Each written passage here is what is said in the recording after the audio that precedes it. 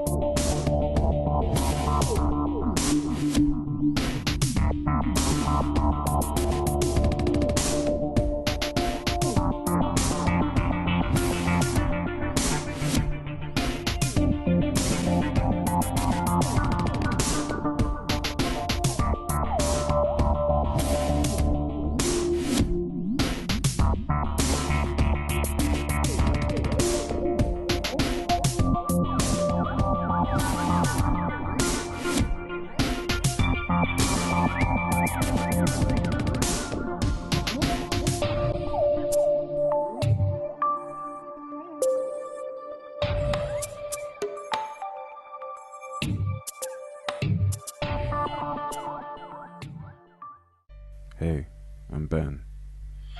I got less than 20 minutes to talk about a program that has taken thousands of years to try to understand. That has taken the most of my adult life to understand. And it continues to spread through our system. Few of us actually ask, what is fear?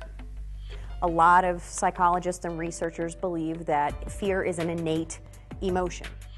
It's believed that we are born with the ability to be afraid because it's a survival mechanism. If we did not have fear, we would not then get into a reaction to fear, which is something that is within us to survive, to be able to properly prepare ourselves for anything that's a danger. I think fear is a survival mechanism, certainly. Fear has adaptive qualities for us over time. We needed to be afraid of things in order to survive.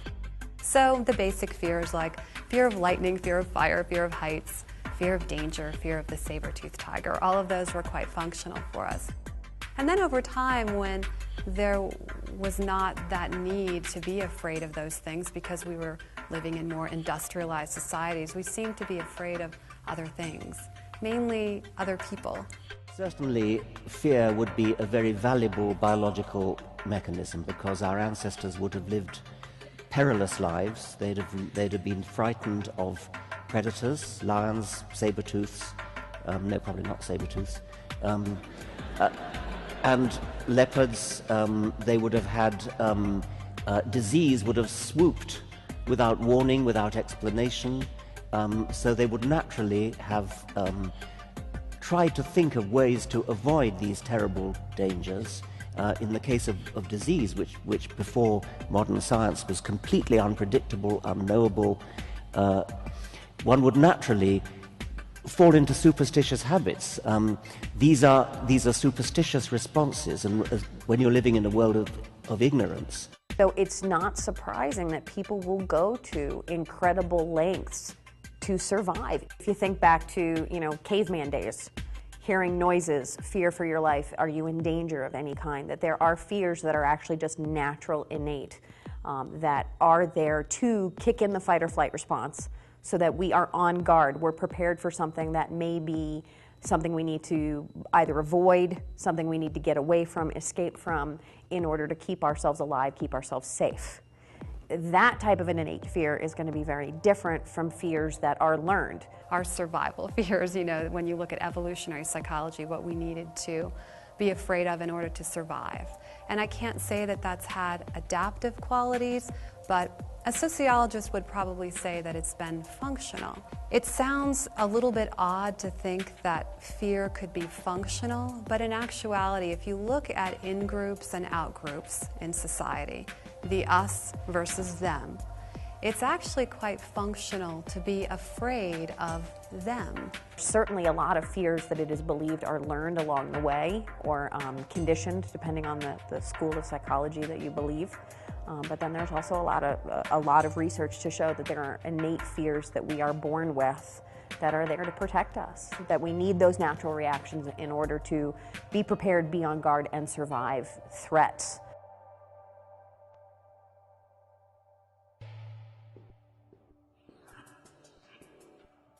Watson wanted to look at, could someone learn to be afraid of something? You had this young boy, this little boy, who had no fear of rats. He would sit with this white rat, he would pet him, he would play with him. There was no indication that there was any issue whatsoever. And Watson set out to create a situation where little Albert would grow to be afraid of the rat. So what he started to do was associated every time Albert went to reach for the rat, a very loud noise, so loud that it would make little Albert jump. And he kept, any time little Albert went to touch the rat, let the rat sit in his lap, for example, any kind of contact whatsoever, little Albert would hear this loud noise. And it got to the point where little Albert became afraid to go anywhere near the rat, because at that point, the virtually automatic reaction that he had learned was associating the loud, scary sound with interacting with the rat. The attitudes that children learn in the family, that starts as soon as they begin understanding their parents. And I mean, it's not just what they say, but children pick up on facial expressions. They pick up on energy before they can even communicate. So that emotional, they can be quite sensitive to just anxiety in the air at very young ages. If you grow up in a household that is unsafe, where you feel it's not stable, not constant, not consistent, you are definitely prone to see the world as a more fearful place. If there's a lot of volatility, it goes back to another theory, Erik Erikson's theory. It's a lifelong developmental theory, but the very first psychosocial crisis is trust versus mistrust. And he theorized that it happens in the first year of life, and if you don't gain the sense of trust in your world, when you're hungry, someone's going to be there. When you're crying, someone's going to comfort you. Then you'll resolve that on the continuum of mistrust. And what that means is that that's the lens through which you're going to view your world. So there's certainly genetic or nature aspects where you can see patterns in family, personality traits that get passed along from family to family. If you are born into a family where you see, for example, your father beating your mother, a logical part of you knows that that's not okay. So even though you know it's not okay, this is what you have learned by observation. Getting back to behavioral psychology, this is what you've learned by observation is the way I deal with my anger. And the hard part for a lot of people is, when are you taught something else?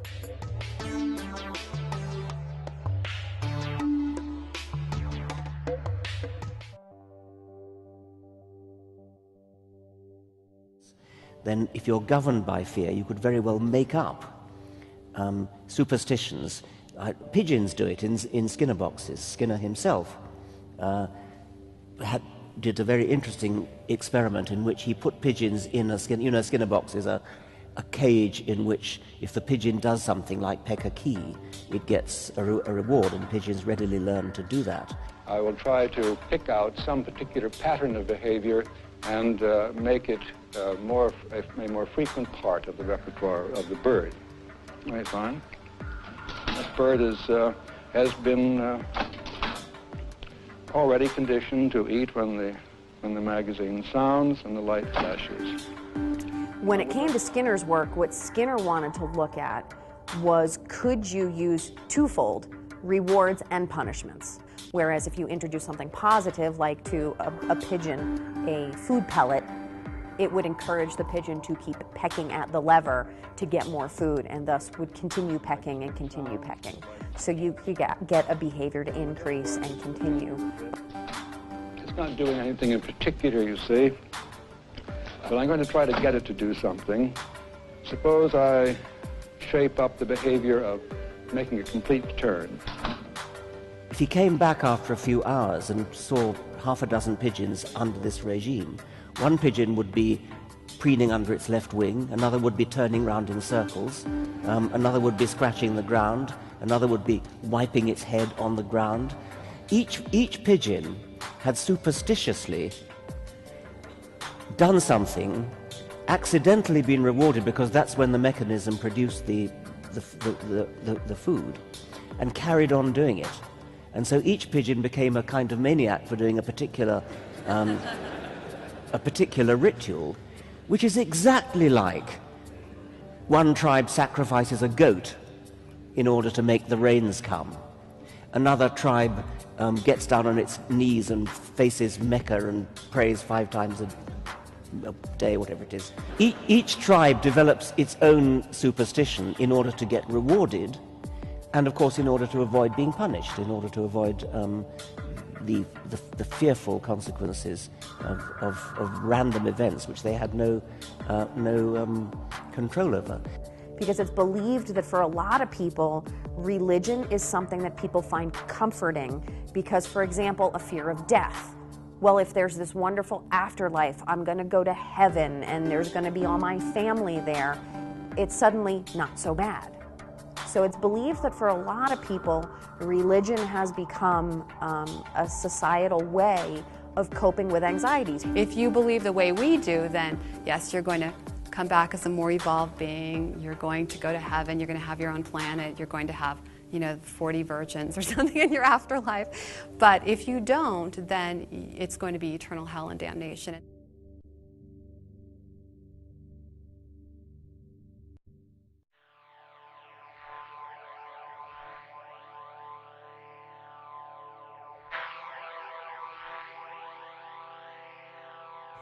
If it's something that our brain tells us is a true threat, at that point then the hypothalamus, the amygdala both kick in. The amygdala actually triggers the hypothalamus. Chemical reactions, adrenaline, cortisol are all released in the brain that then actually release an automatic physiological response that includes things like your heart rate picking up, your breathing capacity. Blood actually rushes from your digestive tract out to your external limbs to get your muscles ready.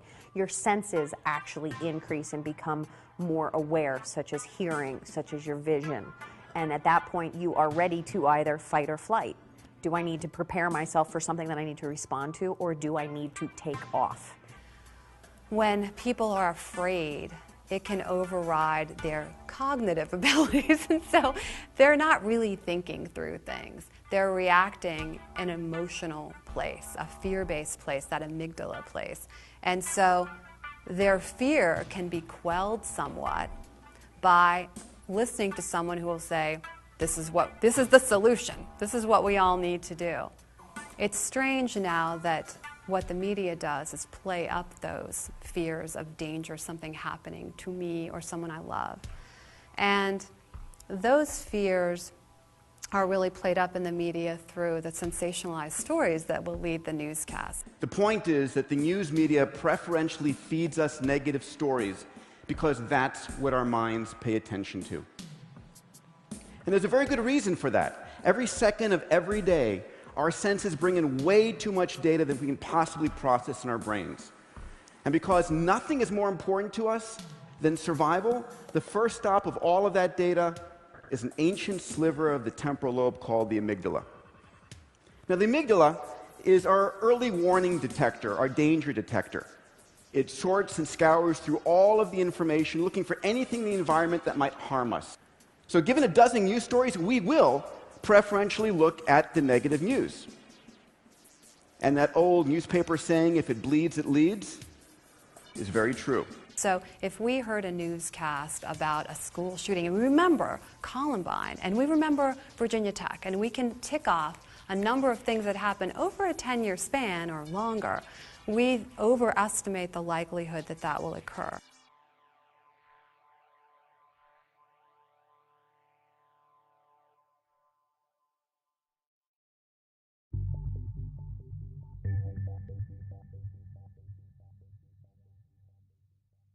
And so children at a very early age start picking up on their own parents' biases. And that's where you start seeing, oh, that group's not okay. We can talk about that through the lens of in-groups and out-groups as well. through middle school on into high school, there are cliques, of course, and when you're not a member of the clique, if your clique is your in-group, the rival cliques or anyone that you're not a part of, they're going to be the out-group.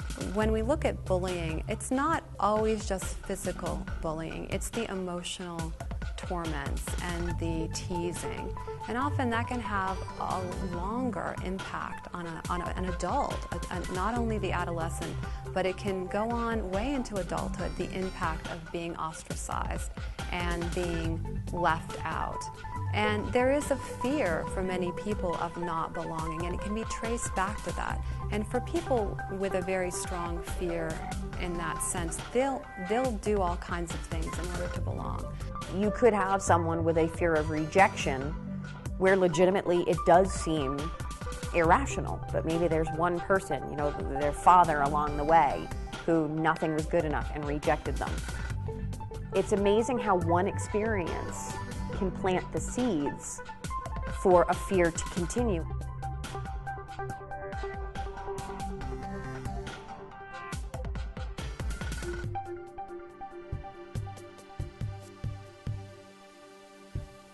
So you might predict that they could be more likely to join a group, to conform, to feel a sense of belonging. In a weird way, it gives them a sense of meaning. They feel a sense of meaning in belonging and hating this other group and fearing this other group. If you felt like an outsider in your own family, that you want to belong to something. And so that kind of person is going to be particularly vulnerable to joining a group that might have nefarious aims. God speaks to me. I have a message to present. You may not believe that. If you don't believe that, then believe this. See, this is my family. It may not be like your family. How very much I've loved you. How very much I've tried my best to give you the good life. But in spite of all of that I've tried, a handful of our people, with their lives, have made our life impossible. Or, in old language, a couple thousand years ago, disciples. Those who are trying to prepare themselves for entry into the evolutionary level above human, synonymous with the kingdom of God, the kingdom of heaven. Your only chance to evacuate is to leave with us.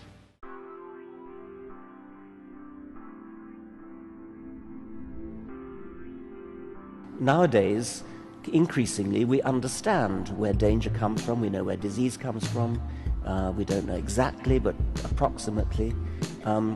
We know how to control our world to an increasing extent. I think an antivirus program for helping people to overcome their fears and think critically is simply awareness. So much like you have an antivirus program on your computer, it detects threats. And I think there's no way around a person just growing in their awareness, becoming more aware of their stereotypical thinking. And that's often a way that behaviors such as fears get unlearned. You got to substitute, they have to be taught another way. Until we're given something else to substitute it, we're going to do the thing we know how to do.